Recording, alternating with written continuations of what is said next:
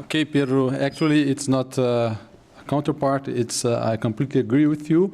It's just to select the appropriate place. But again, I can live without rotablator. And I was a fellow when I start to study in your books. And then I want just to convince you that the bailout may be the best approach as compared to planned. This is my task, bailout versus planned. I have no conflict. And when we talk about planned, we planned based on angiographic calcification. Then this is the knowledge we collect to plan our strategy. Then if it's heavily calcified, we go for HOTA. Okay.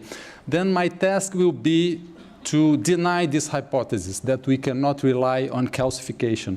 And it was like 23 years ago when Gary Means said that the arc of calcium cannot be predicted by angiography. And more than that, we cannot predict how deep is the calcification from angiography. Moving forward, Cleveland Clinic group also increased the dilemma, and they said that it's similar to a flipping coin. 50% agree and 50% disagree, so angiography is not the best tool to help us plan our strategy, so we cannot plan.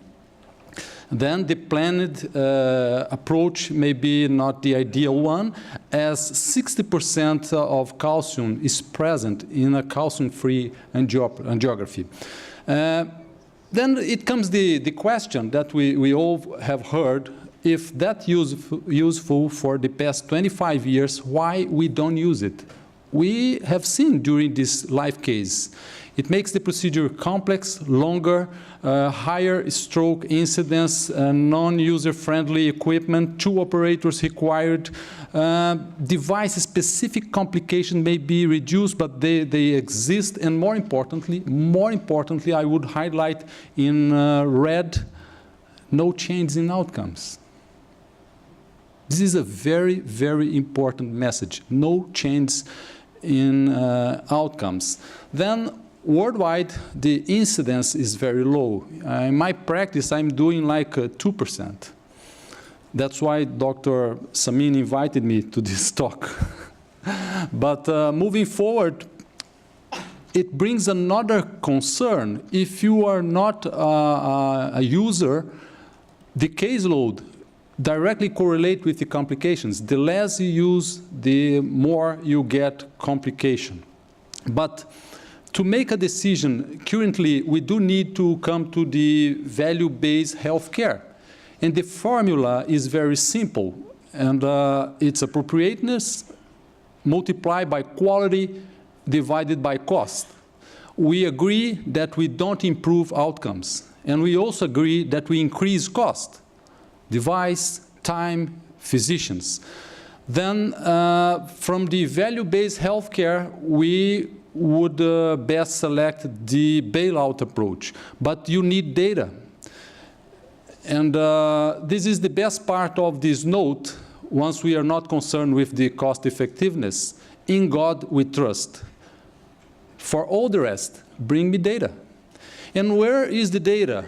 Data is part of our concern because all of the papers we get, they are such a small sample size that you have a huge variety on the outcomes. We can go death from 0 to 4%, MI from 0 to 20%, vascular complication to 5%, perforation and slow flow. Then it comes to the selection bias, inadequacies of fluoroscopy, as we discussed. Maybe we have severe calcification in a free angiography. Then I would deeply invite you to read Nassim Taleb about the impact of the highly improbable event. And maybe we are facing this situation, but to bring you some data, this is the question. What is the performance as a bailout approach? This is real world 42% inability to cross, 58% of the case inability to expand the lesion, but this is the message. Almost 100% procedure success if you choose bailout approach. And all of these patients are really high-risk patients. Again, you asked me, we need randomized trial, and we get this randomized trial showing that the planned approach crossover to rotablator. The bailout crossover to rotablator. But the opposite also occurs. 10% of the rotablator crossover to PDCA. And again, another randomized trial from the German group that showed same outcomes, absolutely same complication rate. Then they conclude that provisional remains the default strategy. And I finalize my presentation with an editorial.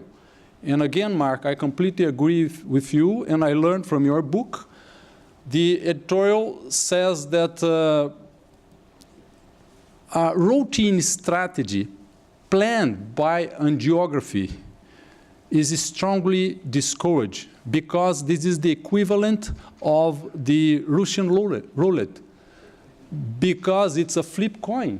Then I would dare to conclude that number one, planned should not be the first choice, and number two, bailout would be cost-effective, safe, and the preferred one. Thank you.